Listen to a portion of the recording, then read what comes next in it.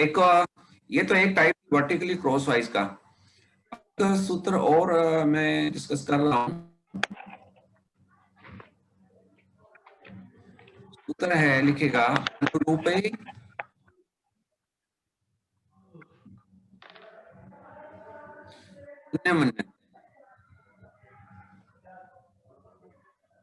कौन सा सूत्र है? फोर्थ सूत्र। ये सूत्र छठा है। फोर्थ है परावर्त योजित। पांचवा है शून्यम साम्य समुच्चय। छठा अनुरूपे शून्य। सातवां संकलन विकलन भ्याम। आठवां पूर्णा पूर्णाभ्याम। नौवां चलना कलनाभ्याम। साथ साथ मन में बोलते रहें। 10वां यावदूनम। 11वां वैश्य समष्टि। 12वां शशांग केन चर्मेन। 13वां स्वांत द्रव्य मंत्रम। 14वां एक न्यूनेन पूर्वेन। 15वां है गुणित समुच्चय। 16वां है गुणक समुच्चय। इसी प्रकार उप सूत्र में है। पहला है अनुरूपेण। पहला अनुरूपेण आपने पढ़े होंगे ना। दूसरा केन चर्मेन, नहीं सॉरी, शिष्यत से संघ है। दूसरा शिष्यत से संघ है। और तीसरा आद्यम आदिना अंतमतेना, बोलते रहे मन मन में। चौथा है कैवल्य सप्तम गुणियात। पांचवा वैष्णव। छठा है यावदूनम तावदूनम। सातवां यावदूनम तावदूनम कृत्य वर्गम च योजित। आठवां अंत्य और 10 केपी। नौवां है अंत्योरेव। 10वां है गुणित समुच्चय। 11वां है विलोपनम, लोपना स्थापनाभ्याम। 11वां लोपना स्थापनाभ्याम। 12वां है विलोपनम। और 13वां है गुणित समुच्चय। समुच्चय गुणितः। ये तो हमें रोज बोलना चाहिए। ये हमें गणित की वंदना करनी चाहिए। इससे आपकी जो है और हमारे बच्चों की जो दिमाग की जो भूमि है, जैसे किसान हल चला करके उसको रोड़ा करता है, इसी प्रकार से हम इसको जो है उपजाऊ बनाएंगे इसको। तो उपजाऊ बनाने के लिए सूत्रों का प्रोनाउंस जरूरी है, क्योंकि देवनागरी में लिखे हुए हैं। देवनागरी जो देव की नगरी है तो उससे संबंधित है। तो एक जैसे मैं बात कर रहा था कि ये सूत्र है, इसका मतलब क्या? अनुरूप है मतलब if the ratio is the same, लिखेगा if the ratio is same the other is zero.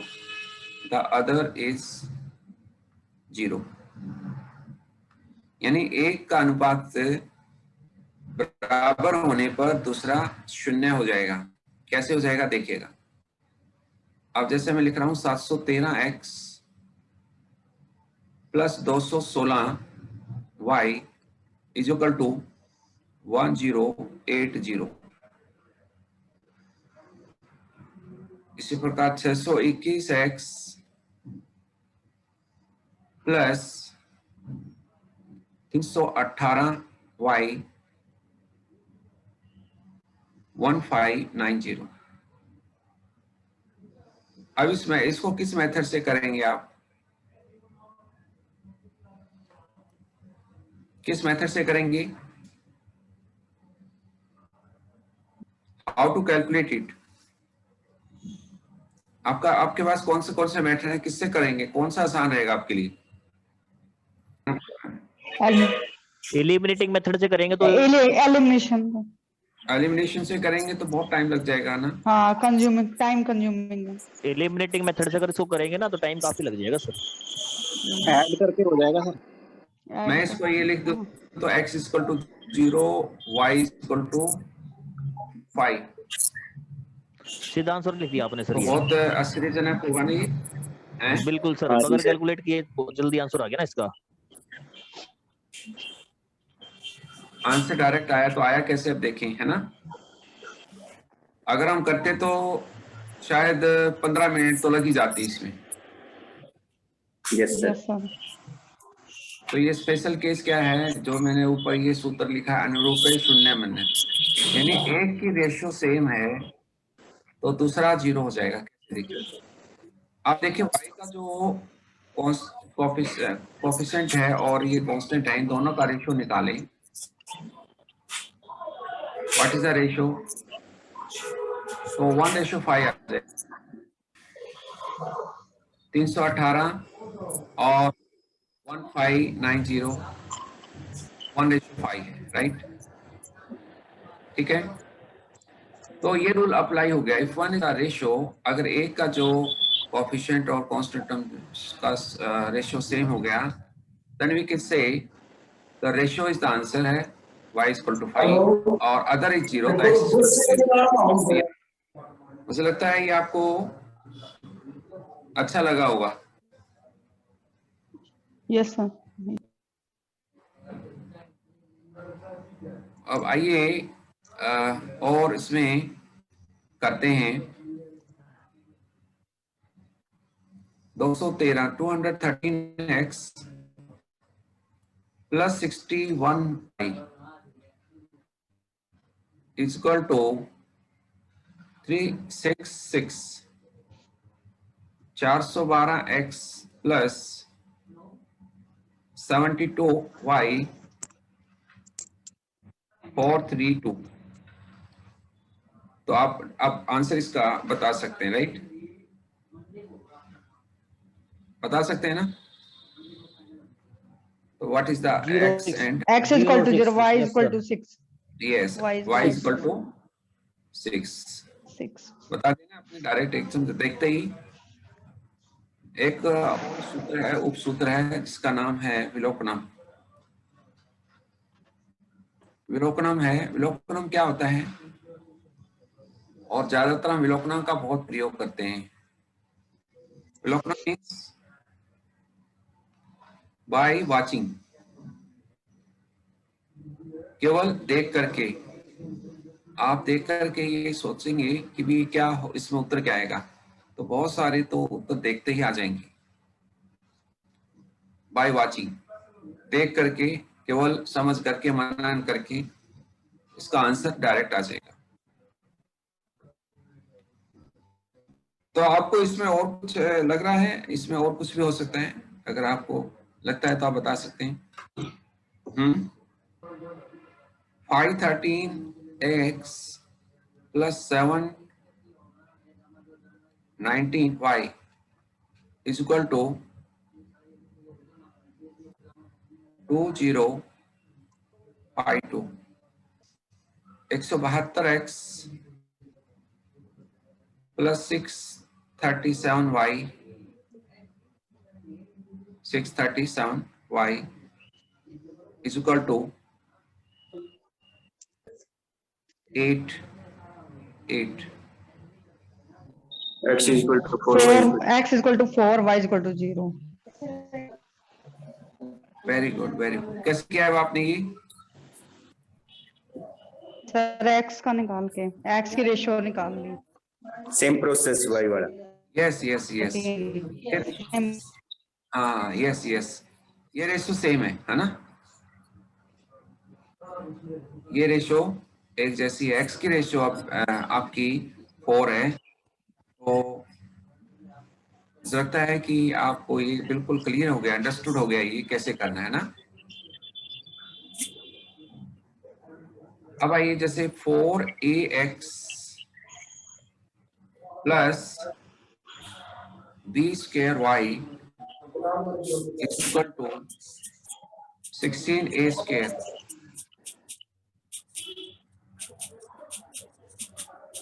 5ab x plus c square y is equal to 20d। 20 यहाँ पर a स्क्वायर b कर दीजिए, a स्क्वायर b।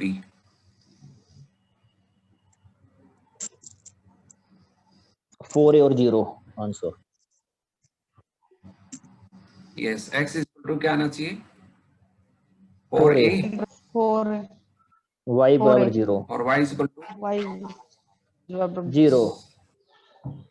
यस, है ना? क्योंकि आप देखो रेशियो सब दोनों बिल्कुल का सर। 4 है ना। आप देखो अगर ये हो जाता तो कितना डिफिकल्ट होता ये। बिल्कुल अगर हम सर इसको बिल्कुल। सोल्व बाय इक्वेटिंग कोएफिशिएंट से तो आप देख सकते हैं कि कितना मुश्किल ये बन जाता है। मुझे लगता है कि इसकी जो एप्लीकेशन है कितने अच्छी लीनियर इक्वेशन जो साइमल्टेनियस में इसकी जो है पॉसिबल हो रही है, राइट। अब आइए इसको हम जो है आप एक और करें, ये मैं करवाने जा रहा हूँ। 4x plus 5y plus 7z equal to 4, 2x plus 2y equal to 3z plus 3z is equal to 6 and 2x plus 4y plus 5z is equal to 3। अब आप एडजॉइंट ए कैसे निकालते हैं आप जानते हैं, है ना? हम और इसके द्वारा हम सॉल्यूशन ऑफ इक्वेशन भी निकाल सकते हैं। तो कैसे निकालते हैं, देखिए कैसे निकालते हैं, जानते हैं ना आप सभी? बिल्कुल बिल्कुल। तो हम इसके कैसे सारे निकालेंगे, देखिए कोफैक्टर निकाल लेंगे, कोफैक्टर से विलोपनम से मैट्रिक्स कैसे बना के निकालेंगे? कोफैक्टर निकाल लेंगे, कोफैक्टर से मैट्रिक्स बनाएंगे, उसका कोफैक्टर्स अब देखिए ट्रांसपोज कर देंगे। जी जी जी। अब देखिए वैदिक मैथ से विलोपनम से करेंगे इसको। पहले आप सबको लिख लीजिए ऐसे कैसे। 4 5 7 2 2 3 और 2 2 4 4 5 5, राइट। ठीक है सर। अब फर्स्ट 2 रो को फिर दोबारा से लिख लीजिए। 4 5 7 और 2 2 3। ठीक है सर। और क्या करो, फर्स्ट 2 कॉलम को साथ दोबारा से लिख लो। फर्स्ट 2 कॉलम को 4 2 2 हाँ जी 4 2, पहला कॉलम हो गया। अब दूसरा कॉलम लिखो 5 2 4 5 2। ये क्लियर हो गया सबको कैसे लिखा? जी सर। जी सर। फर्स्ट रो और फर्स्ट कॉलम को कैंसिल कर दीजिए। फर्स्ट अब ये आपका जो आंसर आएगा ज्वाइंट आ जाएगा। कैसे, देखिए, हाँ ठीक है ना। और ये जो है ज्वाइंट डायरेक्ट अब कैसे आएगा, बच्चों को बहुत बेनिफिट हो रहा है इससे, बहुत सारे टीचर ने बताया। क्या करेंगे, क्रॉस वाइज करेंगे। तो 10 माइनस 12 कितना हो गया? 5 दूनी 10 3 चौके 12 कितना हो गया? 10 माइनस 12 माइनस 2, राइट। और ये हो गया 28 माइनस 25 कितना हो गया? 3 आ गया। 7 चौक 28 5 5 25 ठीक हो गया, 3 आ गया। इसका हम कॉलम में कर रहे हैं और वहां रो में लिख रहे हैं। ये आपको ट्रांसपोज करना।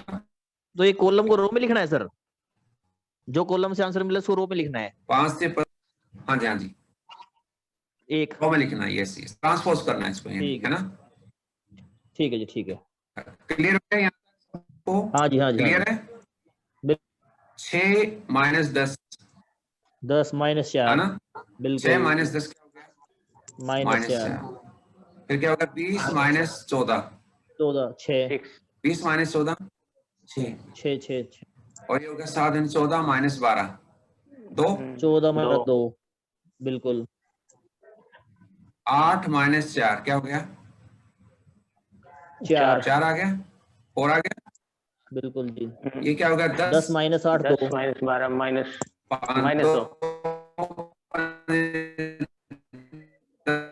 8 माइनस 10 माइनस 2 4 चौका 16 10 नहीं 10 ना, हाँ 10 माइनस 16 माइनस से हो गया। और ये हो गया 8 माइनस आ गया माइनस। क्लियर हुआ हमें सबको? जी सर। क्लियर हुआ ना? तो ये बच्चों के लिए आसान लगेगा कि हम उस क्रॉस वाइज करते जाना, आंसर लेते जाना, हैं? हाँ जी बिल्कुल आसान हो गया। हैं? जी सर बिल्कुल आसान हो गया। बहुत आसान हो गया ना, इससे कैलकुलेशन में और जो साइनिंग में उसे प्रॉब्लम नहीं आएगी। Yes sir, yes yes sir. Sir और यस सर। एडजॉइंट ए निकालना है, ऑब्जेक्टिव टाइप 50 क्वेश्चन आएंगे, तो बच्चे इससे कर सकते हैं। ऑब्जेक्टिव टाइप में कहीं आ गया तो एडजॉइंट ए निकालना है ना। जी सर जी सर। मुझे लगता है it's very beneficial to students. जी यस सर सर। बिल्कुल। ये तो मुझे लगता है स्टूडेंट्स के लिए बहुत बेनिफिशियल है जो +1 2 में पढ़ते हैं। जी सर बिल्कुल सर। तो एक और करिए, 4x + 2y + 3z = 5 और 2x + 5y + z = 6 और x + 3y। अब इसमें माइनस के भी साइन ले सकते हैं, कोई प्रॉब्लम नहीं, लेकिन आप पहले बिना माइनस के लिए ताकि हमारी प्रैक्टिस हो जाए। तो कैसे आएगा बताइए, इसको हम एडजॉइंट ए निकालना है, तो हाउ टू फाइंड इट? 2 क्या करेंगे 4 पहले? 2 तीनों 4 कोफिशिएंट लिख 2 3 देंगे। लिखेंगे ना, 4 2 3, 2 फिर 5 2 1 5 1, 1 3 1 फिर 1 3, 1 फिर क्या होगा? अगेन 4 2 2 3 2 5 1 और 2 5 5 1। 1, राइट। फिर कॉलम लिखेंगे 4 2 1 लीजिए क्या होगा? 2 4 1 2 1 4 2 देन 4 2 और 2 5 3 2 to 5 eliminate 3 2 5। पहला क्या आएगा? -3 है ना, तो आ जाएगा 2 - 2 क्या हो जाएगा? 7 और 2 2 - माइनस 2 15, 2 - 15 2 माइनस -13। 15 माइनस, ठीक है जी, -1 माइनस 2 माइनस 1 4 माइनस 3 1 6 माइनस 4 2 ठीक हो गया? 1 15 minus -10 2 minus 12 1 - 2 minus 10 20 minus 4 16 -1 minus 1 और 2 4 -1